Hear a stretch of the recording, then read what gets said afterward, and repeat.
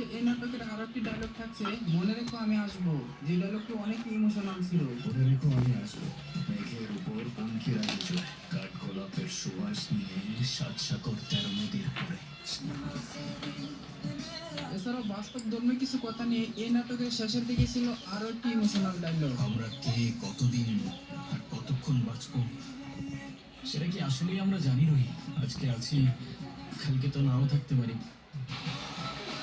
Guys, আপনি যদি এখনো এই নাটকটি না দেখে থাকেন তাহলে আমি বলবো এই নাটকটি আপনার দেখা উচিত, কারণ এই নাটকের প্রত্যেকটি ডায়লগই টিকটকে ট্রেন্ডিং এ। আমরা কে, কতদিন আর কতক্ষণ বাঁচবো সেটা কি আসলেই আমরা জানি রই?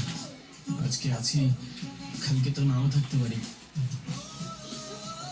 গাইস, কি বলবো এই নাটকের কথা, এই নাটকের প্রশংসা তো সবাই করছে। এবারে 9 নম্বর লিস্টে রাখছি এই নাটকের আরো একটি ইমোশনাল ডায়লগ।